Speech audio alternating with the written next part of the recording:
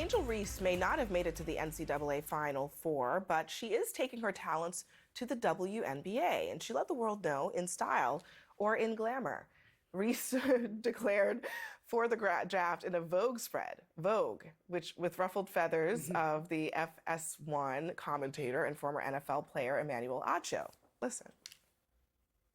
Nobody mourns when the villain catches an L.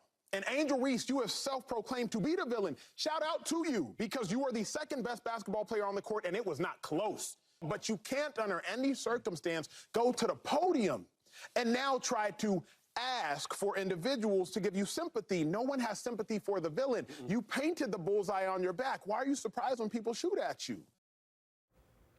Joining me now, sports journalist and CNN contributor, Carrie Champion. So, look, first of all, she is now going to the WNBA. So she lost a game, but she is not a loser by any stretch of the imagination. But why that reaction? You know, well, first of all, I think that I want to give just a little context. Her saying that she was a self-proclaimed villain was based off an article that someone had wrote about the team, and she said, fine, I'll be your villain. And she's 21 years old, and I'm going to keep saying that. She's 21 years old. The maturation of this young lady, we haven't even began to see, rather. And I think it's unfair for us to say this is who she is. Emmanuel Acho decided to give this critique, and if he was really, truly trying to help her, he would have called her up and said, listen, this is what this looks like. He would not have went on a show to say that he's giving a gender-neutral, race-neutral take and make it about her. It's impossible to do. And she's also talking about, I mean, it's not just about people calling her names. She's talking about death threats. She's talking about she's had a tough time. And this was before this moment. Well, she was even younger at that point. I think, unfortunately, and I'll say the ugly thing out loud, when a black woman with power really expresses herself in her full power, it makes people uncomfortable. And that is what she did. At 20 years old, she said, I am me, see me, I am all of me, good, bad, ugly, indifferent. And it made everyone uncomfortable. Yeah. And so she decided, guess what? I'm going to own it. And you know, this Vogue spread, it's so notable for a couple of reasons for me. First of all, she said she did it because Serena Williams did it, which is kind of a flex in a certain way.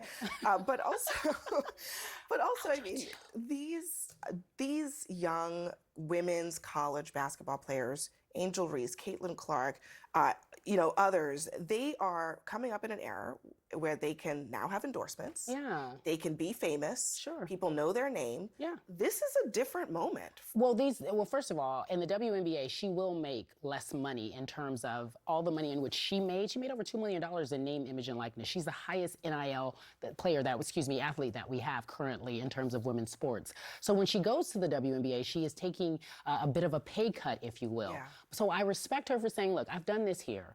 You've had your fun with me. I've won a championship. I'm moving on to another level. But you have to understand, these athletes nowadays grow up in an age where they're not just going to allow you to say everything.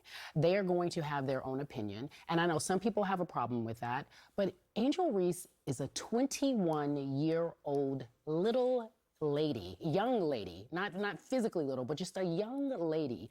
And give her break. She is someone's child. She is someone's sister. She is someone's dear friend.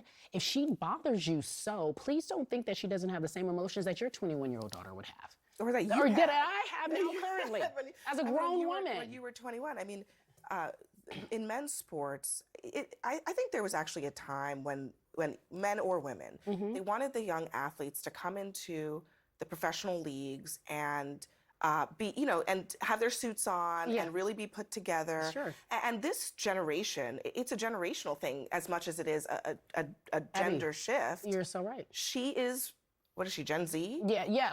Wow. Listen, don't get me caught up in. Z? Yeah, I don't know. Gen off the no more letters. It's a different time. Yeah, but okay. So it started with Allen Iverson. Yeah. Before Allen Iverson hit the league, you could not. In the NBA, they wore suits. He wore cornrows and he was relaxed, he was himself. She's bringing her full self to work, and that is okay.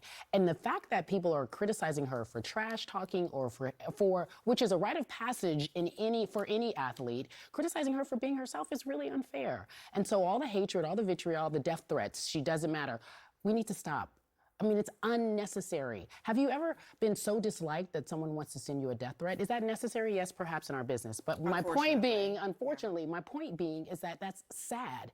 And there is nothing that she can do about who she is. She's coming into the world and she's figuring it out. And I hope whoever's watching should know she deserves a break, and you do not treat a 21-year-old kid like that. She just deserves to have the opinions she has. Before you go, though, we need your predictions. Who you got for the championship game? Well, my Bruins, got put out sadly by LSU. Speaking of Angel Reese. So I am going to tell you that I do believe that Dawn Staley in South Carolina will win it all. I think it will be Iowa and South Carolina. I think Dawn will avenge her loss to Iowa in the Final Four, and we will see her team win, which I'll be excited about, and I'll come back to tell you about it. That will be an electric game. Carrie Champion, thank you very much.